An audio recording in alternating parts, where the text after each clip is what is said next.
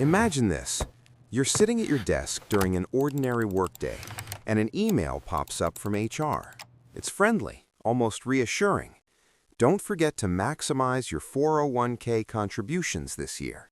There's even a small calculator attached, showing how much your future could grow if you just commit a little more now. You pause for a moment and think about it. It sounds responsible, smart even. Everyone around you seems to agree. Financial advisors repeat it. Colleagues talk about it like it's the golden rule of adulthood. So you increase the percentage. It feels like you're doing the right thing for your future, like you're building something stable, something secure. And in many ways you are. But what no one really talks about in that moment is what you're quietly giving up in exchange. Because the decision doesn't just affect your future, it reshapes your present in ways that are much harder to see. At first, nothing feels different. Your paycheck is slightly smaller, but it's manageable. Life continues as usual. You adjust, like humans always do. But over time, something subtle begins to happen. Your money starts splitting into two completely different timelines, one you can access and one you can't. The accessible money becomes your reality. It pays your rent, your bills, your daily life. The inaccessible money becomes your future self's responsibility, locked away behind rules, penalties, and decades of waiting. And because it's locked away, your present self begins operating with less flexibility than your total financial picture would suggest. This is where the quiet tension begins, because life doesn't always follow a straight, predictable path toward retirement. Opportunities appear unexpectedly. A business idea, a chance to switch careers, a moment where taking a calculated risk could change the trajectory of your life. But those opportunities often require something very specific: liquid capital, not future wealth, present flexibility. And if too much of your money is trapped in systems designed only for long-term withdrawal, you may find yourself in a strange position, technically saving well, but practically unable to act. The system was built with a certain assumption that life moves in a linear direction: work steadily for decades, accumulate wealth, and then eventually step into retirement. But the modern world doesn't always operate like that anymore. Careers change more frequently. People explore multiple income streams. Entire industries evolve within a decade. The idea that your most important financial decisions should be optimized only for age 60 or 70 starts to feel incomplete, because some of the most important moments in your life financially might happen much earlier. And this is where the deeper concept begins to emerge. It's not that contributing to a 401k is inherently wrong. It's that optimizing too heavily for a distant future can unintentionally weaken your ability to navigate the present. Money, at its core, is not just about accumulation, it's about optionality, the ability to make choices when opportunities or challenges appear. And optionality requires access, not just ownership on paper, but usability in real time. Around the middle of this conversation, it's worth pausing for a moment.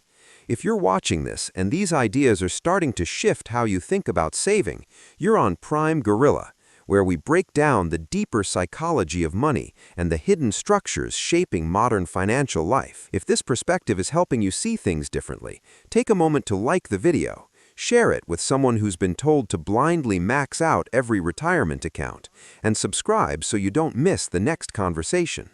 Because once you zoom out further, the concept of the bridge account starts to make sense in a completely different way. It's not just a financial strategy, it's a philosophical adjustment. Instead of viewing your financial life as a straight line from working years to retirement, you begin seeing it as a series of phases, each phase with its own opportunities, risks, and decisions. And between those phases, you need something that connects them, something that allows you to move freely from one stage to another without being locked into a single path. That's what a bridge account represents. Not a specific product, but an idea, a pool of capital that exists between your present and your distant future, money that is invested, growing, but still accessible enough to be used when life demands it. It becomes the layer that supports transitions, the buffer that allows you to step away from a job if needed, the fuel that lets you pursue something uncertain but potentially transformative. Without it, your financial life can become rigid, structured but inflexible, safe on paper but constrained in reality. And this is where human behavior plays such an important role, because people are not just optimizing spreadsheets, they are living lives filled with uncertainty, ambition, fear, and opportunity.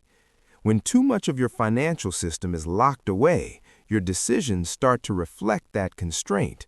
You become more cautious, not necessarily because you want to be, but because your structure demands it.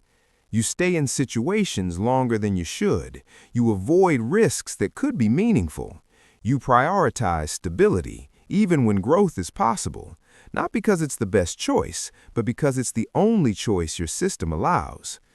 The irony is that in trying to secure your future, you may limit your ability to build it more effectively in the present.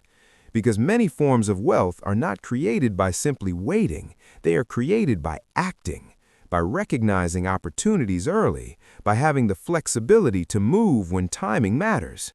And flexibility requires a different kind of financial thinking, one that balances long-term security with short and medium-term access. This doesn't mean abandoning retirement planning. It means expanding the definition of what financial planning actually is. It's not just about reaching a number at a certain age. It's about designing a system that supports your life at every stage. A system that allows you to move, adapt, and respond to the unpredictable nature of the modern world. And that leads to the deeper realization. The real risk isn't just not saving enough for the future. It's structuring your finances in a way that limits your ability to respond to the present. Because the most valuable financial opportunities rarely arrive exactly when you expect them. They appear suddenly, often when your current situation feels stable. And if your resources are locked away, those opportunities pass by, not because you didn't recognize them, but because you couldn't act on them. When you understand this, the idea of maxing out a 401k stops being a simple yes or no decision. It becomes a question of balance. How much of your wealth should be protected for the distant future, and how much should remain flexible for the life you're actually living right now? And here's the final perspective shift that brings everything together. Financial success is not just about how much money you accumulate over time.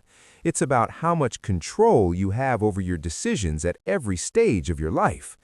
A system that maximizes future value but minimizes present flexibility may look optimal on paper, but it can feel restrictive in reality. The people who navigate the modern financial world most effectively are not just those who save aggressively. They are the ones who design systems that give them options. Options to move, options to change direction, options to take advantage of moments that others are forced to ignore. If this video made you rethink how you structure your money, then you're already thinking differently than most. This is Prime Gorilla, where we go beyond traditional advice and explore the deeper mechanics of wealth, freedom, and financial decision-making. If this video opened your eyes, make sure you subscribe, because what you learn today can save your future tomorrow.